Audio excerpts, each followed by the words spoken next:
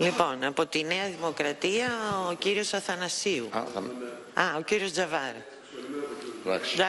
Εντάξει, κανένα πρόβλημα. Κυρία Πρόεδρε, πρέπει επιτέλους τα μέλη της κυβέρνησης κάποια στιγμή να κατανοήσουν ότι οι επιτροπές του Κοινοβουλίου είναι τμήμα της Βουλής, δηλαδή είναι όργανα του κράτους μέσω των οποίων εκφράζεται η λαϊκή κυριαρχία. Αυτό που ελέγχθη από τον κύριο Υπουργό, ότι είναι ανοιχτή εδώ η ομάδα των προσώπων που προτείνει στη δοκιμασία της Ιεράς Εξετάσεως, ούτε για αστείο δεν έπρεπε να λεχθεί από τα χείλη Υπουργού, ο οποίος απολαμβάνει για να είναι ακόμα Υπουργός της εμπιστοσύνης της Βουλής. Αυτό λέγεται κοινοβουλευτισμός.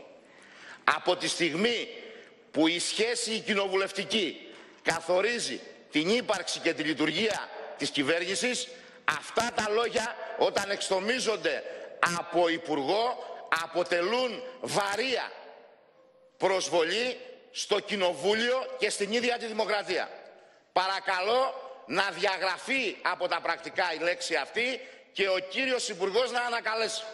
Εγώ προσωπικά και το κόμμα μου δεν τη δεχόμαστε ούτε για αστείο αυτή την έκφραση.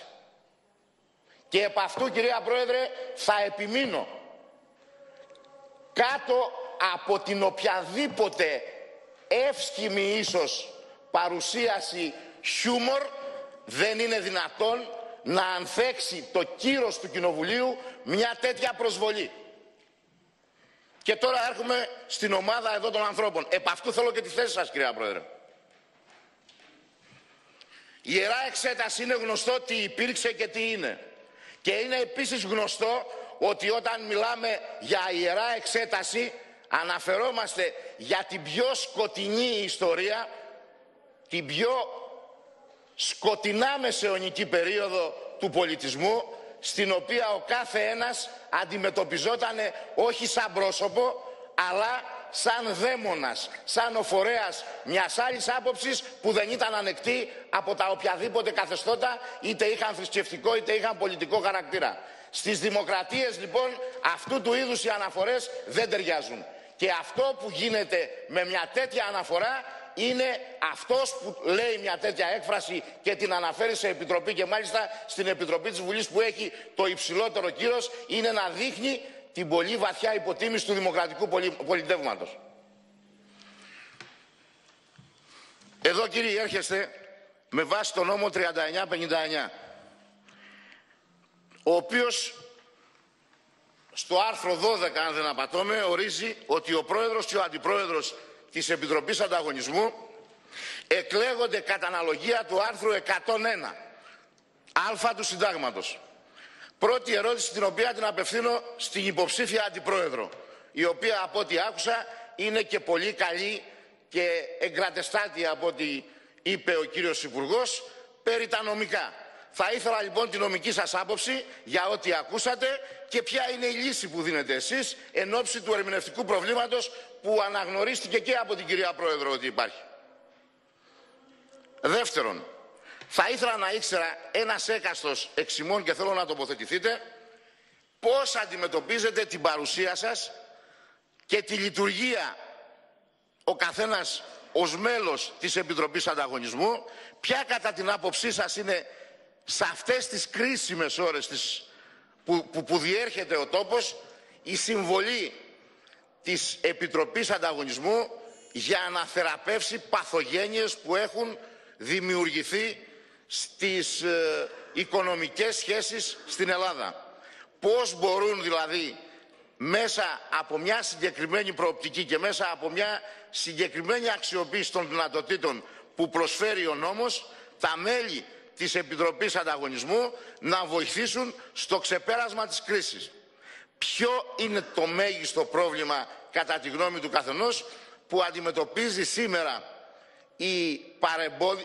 η οικονομία αναφορικά με το ότι υπάρχουν καρτέλ στην αγορά, υπάρχουν εναρμονισμένες πρακτικές στην αγορά, υπάρχει εκμετάλλευση δεσπόζουσας θέσης από πολλές επιχειρήσεις. Υπάρχει σε πολλούς τομείς ολιγοπολιακή συγκρότηση του πεδίου, παραδείγματος χάρη στον τραπεζικό τομέα ή δεν ξέρω εγώ σε ποιον άλλο τομέα. Θα ήθελα λοιπόν να μου πείτε πώς ο καθένας από εσάς βλέπει αυτού του είδους τα φαινόμενα που είναι γνωστά, που είναι ανεγνωρισμένα και που πράγματι έχουν αυτή τη βασική επιρροή, την αρνητική επιρροή στη σημερινή κατάσταση που υπάρχει στο οικονομικό πεδίο. Και ένα τρίτο ερώτημα. Ο νόμος 3959 αναφέρει ότι τα πρόσωπα που προτείνονται θα πρέπει να είναι ανεγνωρισμένου κύρους. Ανεγνωρισμένο κύρος έχει κάποιος ο οποίος από τη μέχρι σήμερα συμμετοχή του σε ένα πεδίο της κοινωνικής ή της επιστημονικής ή της επαγγελματικής ζωής έχει προσδώσει στην ύπαρξή του μια τέτοια συμβολική ταυτότητα που ξεπερνάει τα όρια της επαγγελματικής του κατάρτισης. Δηλαδή ένα βιογραφικό πλούσιο σε διδακτορικά δεν σημαίνει ανεφάλου τινός και ανεγνωρισμένο κύρος. Γιατί ανεγνωρισμένο κύρος είναι το να μπορεί κάποιος πολίτης στο άκουσμα και μόνο του ονόματος να αντιλαμβάνεται ότι σε αυτό το πρόσωπο έχει συσσωρευτεί ένα συμβολικό κεφάλαιο, το οποίο βεβαίως με αυτή την πρόταση που γίνεται από τον Υπουργό και το διορισμό του σε αυτή τη θέση θα το αξιοποιήσει για το καλό της κοινωνίας και της δημοκρατίας. Πώς λοιπόν ο καθένας από εσάς νομίζει ότι στο άκουσμα του ονόματός του μπορώ εγώ να αντιληφθώ ότι τον συνεδεύει αυτό το αναγνωρισμένο κύρος? Ποια είναι τα στοιχεία δηλαδή του βιογραφικού σας που προσδίδουν στην παρουσία σας, στην κοινωνία, αυτό που λέγεται κύρος?